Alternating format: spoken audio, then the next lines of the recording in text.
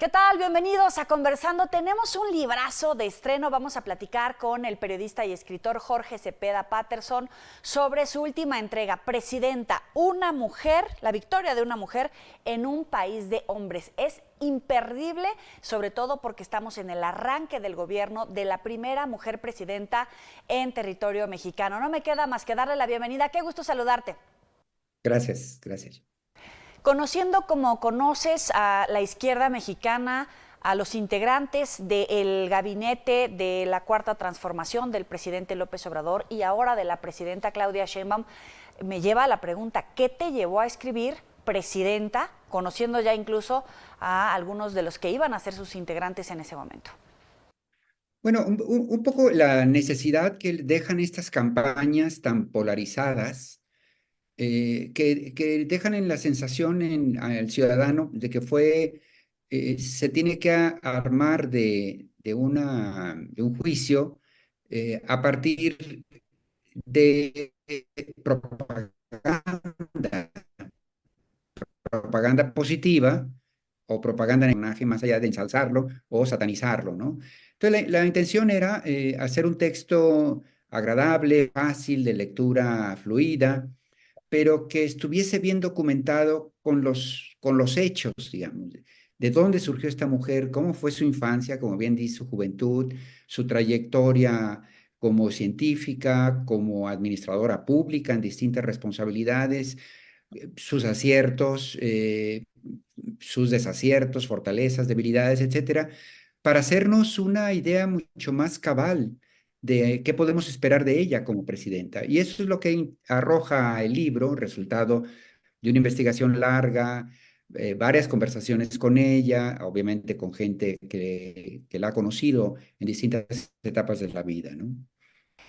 Quien conoce a Claudia Sheinbaum, y pues aquí seamos claros, tú conoces mucho mejor y has platicado muchas más veces con Claudia Sheinbaum que yo lo he hecho, pero cualquiera que se haya sentado con ella sabe que es una mujer inteligente, preparada, recia de carácter, que no se intimida y que puede tener dentro de sus objetivos construir la famosa transformación que impulsaba el expresidente López Obrador o decidir cambiar el rumbo. Sin embargo, pues muchos continúan insistiendo en este tema de que va a ser un títere del expresidente López Obrador. ¿A qué se lo atribuyes? ¿A que es mujer? ¿A que hay un cambio incluso que tenemos que vivir a nivel social? ¿O a qué se lo atribuyes? Bueno, sí, y también es comprensible después de un liderazgo tan centrado en el carisma y en la personalidad de López Obrador. Obviamente es un movimiento de inconformidad que se abrió después de tantos gobiernos de corte neoliberal, es decir, que generaron la prosperidad del tercio superior de la sociedad, pero hubo poco interés en la mejoría de las grandes mayorías. Y esta inconformidad encontró en López Obrador una expresión política para pedir un cambio en el voto del 2018. Pero el hecho es que el movimiento adquirió el rostro de López Obrador, ¿no? Entonces es claro que independientemente de las banderas, que sea izquierda, centro, derecho, después de un movimiento tan centrado en la personalidad de un líder, quien siga va a generar incertidumbres y dudas de en qué medida va a ser autónomo o independiente, ¿no? Eso es natural. Y bien lo dices, cuando además es una mujer, entran en operación tantos atavismos que nos amarran, Joely, con esta sensación de que una mujer podría no estar a la altura. Que es absolutamente un mito, porque fíjate, qué curioso, 9 de cada 10 mexicanos el 2 de junio votó por una mujer, el 88% del voto, prácticamente 9 de cada 10. Querían un cambio de género, después de 65 varones en la silla presidencial de este país, querían que la 66, un cambio de género, en el entendido de que ya es el tiempo de que tener una gobernante con otras características. El problema es que son 9 de cada 10 ciudadanos de a pie, digamos, pero las élites, los actores de poder, los generales, la mayoría de los gobernadores, los líderes sindicales, los dueños del dinero, los dueños de los medios de comunicación, banqueros, etcétera, etcétera, etcétera, élite religiosa, por supuesto, son hombres acostumbrados a una cultura política masculina y con todos esos tics, ¿no? Entonces siempre hay, en efecto, un problema adicional. Dicho todo esto, tienes razón, al conocerla a ella, al analizar su desempeño como administradora pública en responsabilidades de alto nivel, te das cuenta que tiene una personalidad muy definida, que esencialmente es una científica, nos está gobernando una científica con experiencia en la administración pública y de corte progresista. Yo resumiría rápidamente sus tres, y eso la hace a ella una persona que opera en función de realidades, de números, de datos, de certidumbres, digamos, no de intuiciones, no en términos doctrinarios, sino esencialmente como científica, lo cual le da muchísima fortaleza, ¿no? Conociéndola ya en su trayectoria como científica, como activista, incluso como funcionaria pública a nivel local o dentro del gabinete, entre comillas, del expresidente López Obrador, yo te pregunto, ¿ya se comienzan a ver algunos contrastes efectivos en estos primeros días de gobierno, pero se verá más a fondo? ¿Habrá, no sé si un rompimiento, pero sí mayor contraste? Y de hecho no he dejado, mira, en los 40, ella tiene 61 años de edad, de los cuales 40 han sido de actividad profesional de alguna manera, sus últimos 40 a partir de llegar a la vida adulta. De estos 25 años, ella los ha dedicado a la ciencia, a la academia, a la investigación, y solo 16 a la administración pública. Y ojo, no es que aquello haya sido su pasado eh, muy atrás, sino que lo ha ido compaginando, porque fíjate, en Joelien, de 2000 a 2006 fue su primera incursión en la administración pública como secretaria de Medio Ambiente del gobierno de López Obrador cuando el PG gobernó la Ciudad de México. Y en el 2006, cuando intentaron la presidencia y no resultó, y vino la derrota de Calderón y el fraude, etcétera, etcétera, los cuadros de PRD en ese momento, los obradoristas, se quedaron unos en el gobierno de la Ciudad de México, otros en el Poder Legislativo, otros fundando lo que iba a ser el nuevo partido, etcétera. Ella se regresó a la academia y no momentáneamente, los siguientes 9 años, del 2006 al 2015, apenas hace 9 años, y regresó para ser delegada de Tlalpan y luego alcaldesa de la ciudad. Pero ella, el grueso de estos 25 años, el hecho de que todavía apenas hace una década volvió, dejó la administración pública para ser 9 años más administrador científica, nos da cuenta de estos balances en su vida. Entonces, yo resumiría muy categóricamente que nos está gobernando una científica por vez primera en la vida de este país, y yo creo que esa es una fortaleza. Ahora, ¿cuáles podrían ser las debilidades? Las debilidades es que ella está sustituyendo a un animal político, dicho en el sentido del oficio. No ha habido un fenómeno tan arrasador políticamente en la historia contemporánea de México como es López Obrador, pues, ¿no? En términos de la generación casi de una relación emotiva con las grandes masas. Eso no es fácil para un científico, para una científica, en este caso. Es decir, que opera en función de razonamientos que no necesariamente alebestran al público o son flamígeros o levantan pasiones, sino apela a la razón, ¿no? Y esto va a ser una prueba política para ella de cómo mantener esa popularidad, ese enorme apoyo de las masas, digamos, que es el gran activo que tiene la 4T. Y va a ser interesante porque además es la clave de la estabilidad política de este país. O sea, somos un país muy desigual, con un enorme malestar de grandes mayorías que tienen muchos agravios, pero que de alguna manera la argamasa que nos sostiene es la convicción de estas grandes masas inconformes de que hay un gobierno que de alguna manera habla en nombre de ellos y opera a su favor. Y para eso fue un genio López Obrador, para mantener viva esa sensación. La gran pregunta es, ¿lo va a conseguir Claudia Sheinbaum? México continúa arrastrando grandes pendientes. Evidentemente, la construcción de un sistema de salud, combatir la inseguridad y la violencia, combatir el rezago educativo, las brechas de desigualdad. Pero ¿cómo va a ayudarle a la presidenta su trayectoria como científica, su formación científica, académica, mucho más social que otros perfiles? Por ejemplo, para la construcción y reconstrucción del sistema de salud, para otorgar medicamentos, medicinas, acabar con esa falta de atención médica, incluso hospitalaria.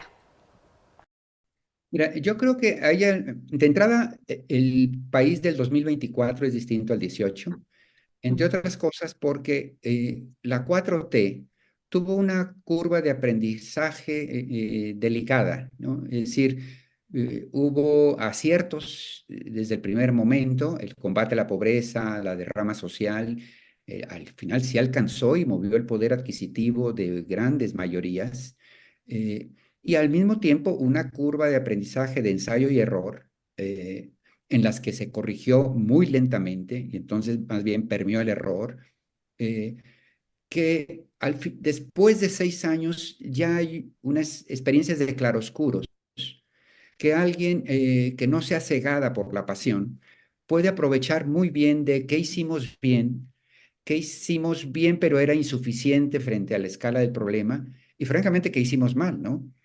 Y tomar todo eso para entonces mejorar, profundizar, corregir donde hay que corregir. Me gusta, por ejemplo, que entre a la conducción de la Secretaría de Salud, para entrar al tema que mencionaste, alguien tan reputado como el nuevo secretario, pero al mismo tiempo algo que está funcionando con el IMSS y que ya hay un aprendizaje después de varios intentos. Recordemos que en el IMSS primero fue ocupado por Germán Martínez, un panista, y luego el recambio y luego el otro. Y entonces hay una enorme ventaja en tomar un sendero que ya se ha abierto y que ahora pues hay que pavimentarlo y ampliarlo, mejorarlo, iluminarlo, corregirlo donde no esté funcionando, ¿no? Esa parte me parece a mí muy importante. Y lo que hemos visto en esta casi ya semana de mañaneras nos revela cómo ella está con un pie en todo lo que fue el obradorismo, lo que ha hecho el gobierno hasta ahora, y un pie hacia lo que sigue, ¿no? Y claramente se ven gestos y atisbos de intentos de modernización, de eficientización, y no solo, digamos, de intuiciones en base a principios e ideas ideológicas, o planteamientos ideológicos.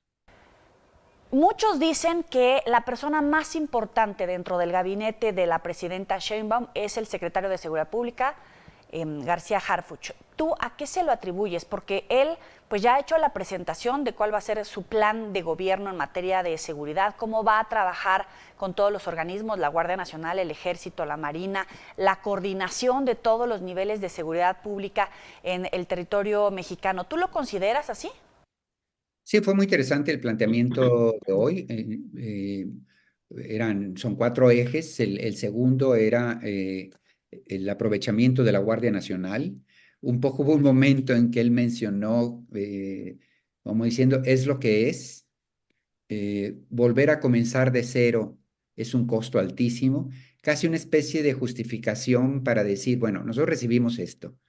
eh, se puede estar de acuerdo o no estar de acuerdo, pero volver a comenzar de cero, eso es imperdonable, ¿no? Entonces tenemos una fuerza así. Ahora el reto es cómo la manejamos como un ingrediente, como un insumo, un factor en una estrategia más amplia que sea civilista, que sea de investigación, de inteligencia, etcétera, etcétera. Es decir, la Guardia Nacional no va a ser un instrumento para golpear indiscriminadamente, no significa militarización, él lo argumentó, porque como sabemos, la estrategia de Claudia en el gobierno de la Ciudad de México, instrumentada mucho con este alfil que es Omar García Harfuch, un criminalista, fue de carácter civilista.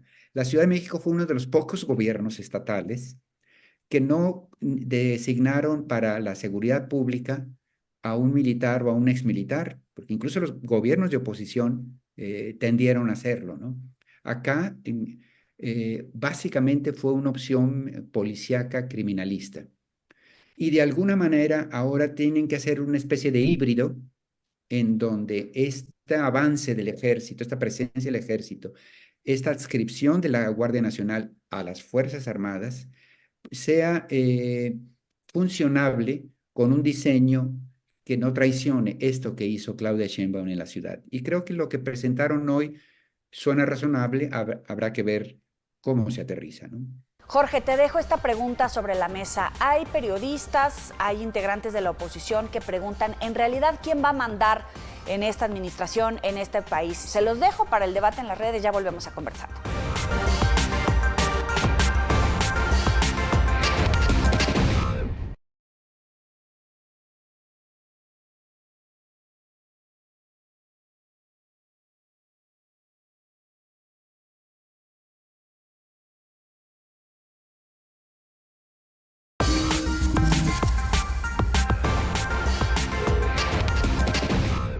Continuamos conversando con Jorge Cepeda Patterson. Se quedó sobre el tintero este gran tema.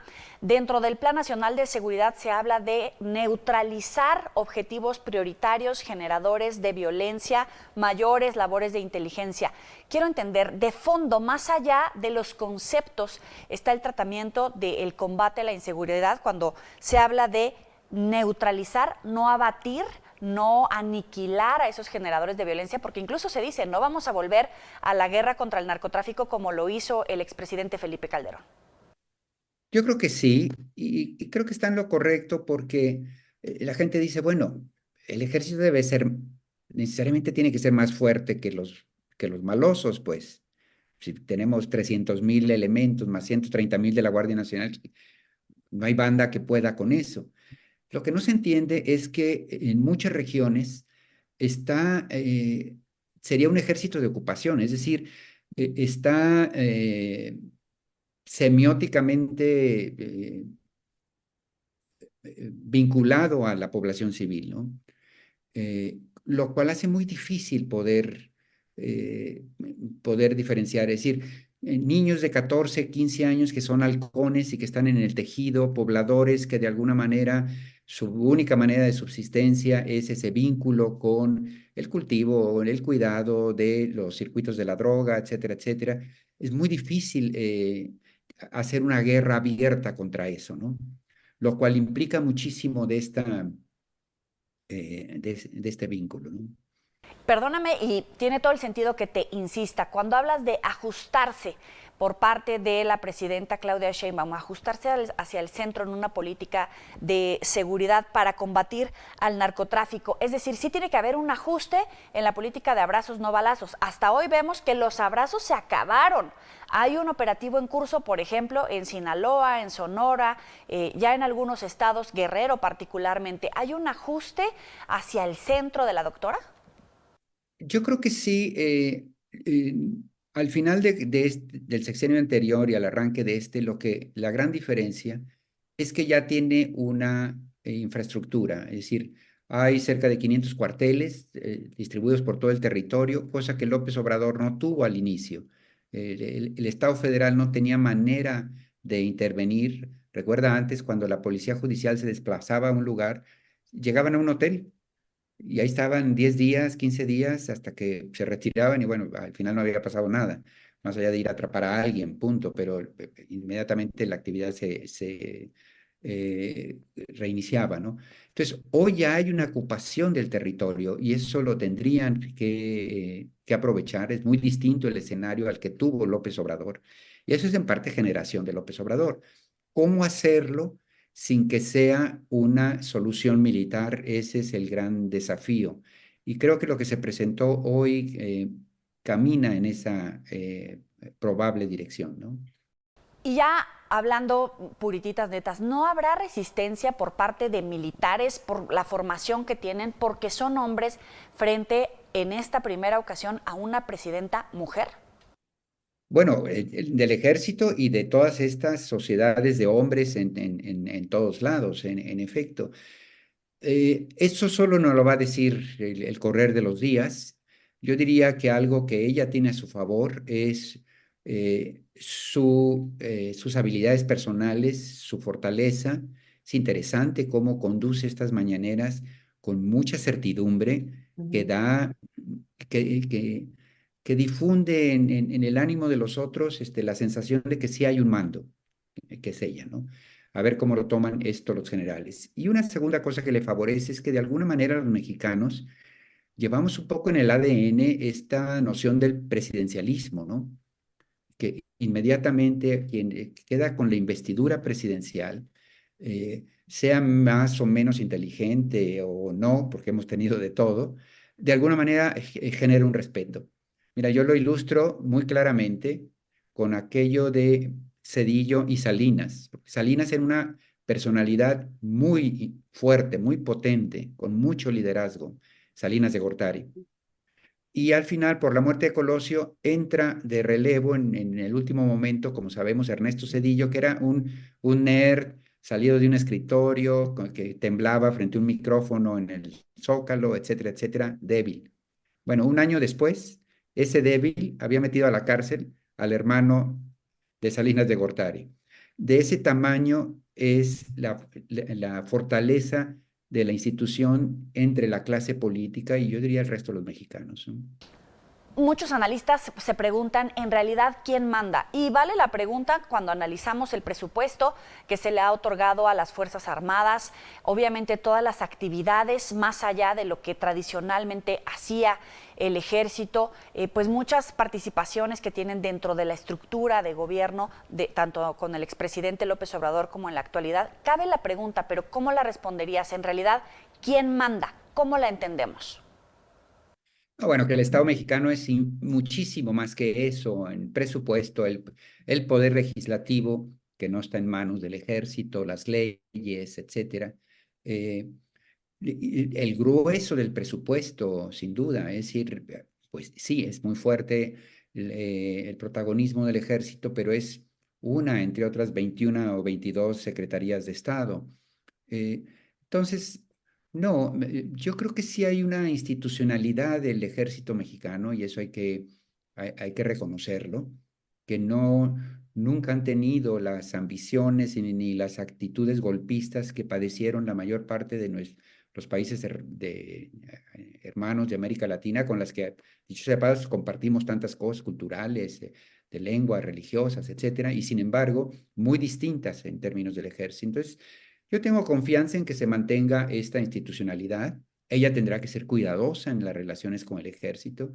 No avisoro que haya un crecimiento en el protagonismo que les dio López Obrador, pero tampoco va a ser fácil reducir el protagonismo que ahora tienen. Y además hay partes que son muy sanas, es decir, que los ingenieros militares ayuden a construir obra pública, que eso ya lo validó la presidenta, me parece muy razonable. Como dice, son más baratos, más rápidos, porque es parte del Estado mexicano. Eso no hay que ignorarlo. Lo que está más en cuestión es seguridad pública, que ya hoy se avanzó un planteamiento, y lo tercero, que es mucho más delicado, y es, una cosa es que construyan, y otra cosa es que luego sean empresarios administradores de cuestiones turísticas, del propio tren, de aduanas, de puertos, etcétera.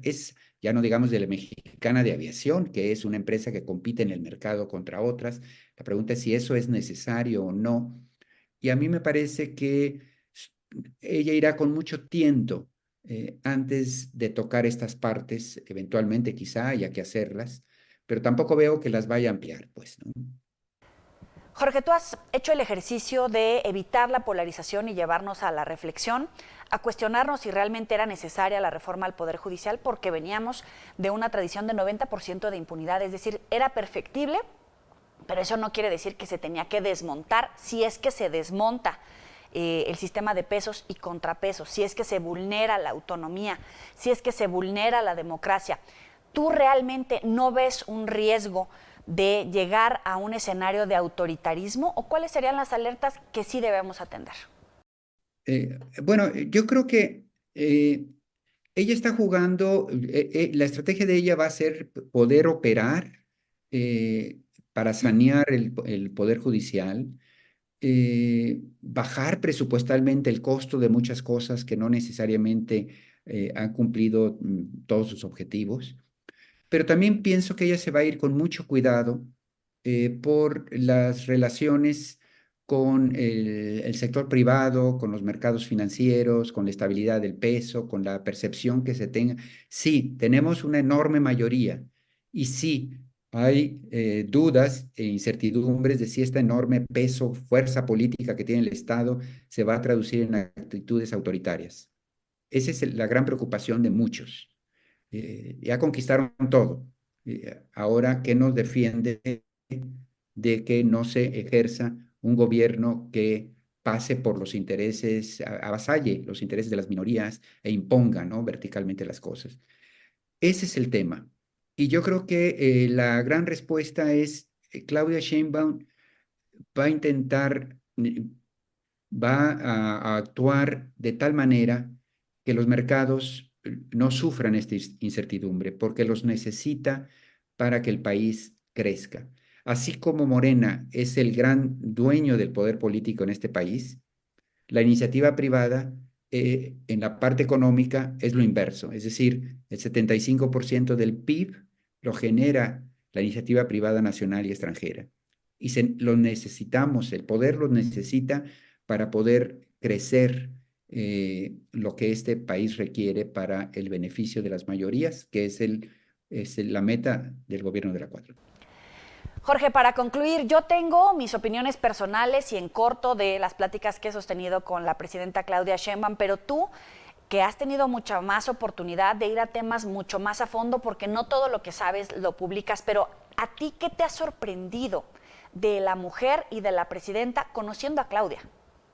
Bueno, lo que más me gusta es que después de platicar con ella, es que es la primera vez que siento que sí, López Obrador venía de este México profundo, eh, pero es la primera vez que siento cabalmente que es un miembro de la clase media como muchos de los que estamos en esto, ¿no? Como tú, como yo, que pues, cuando yo comí 2 veces con ella, con conversaciones largas, y al final era, por lo que tú ves es que viene de un hogar de la clase media. Ella misma, la mayor parte de su vida, ha sido esencialmente eso. Ella sí respeta lo del límite salarial por debajo del presidente, lo que da un salario que podría ganar un dentista, un ingeniero, etcétera. Nada que lo ubique en clase alta, pues. Y entonces lo que tienes es una mujer ilustrada, universitaria, con las preocupaciones y las visiones que puede tener uno. Y en cuanto comienzas a conversar y platicar, te das cuenta que todavía no se ha parado en un ladrillo y que es eso que ha sido esencialmente a lo largo de su vida, ¿no? Esa es la sensación que me dio. No deje de leer Presidenta, la victoria de una mujer en un país de hombres, de Jorge Cepeda Patterson. Gracias por acompañarnos. Nos vemos en el próximo Conversado.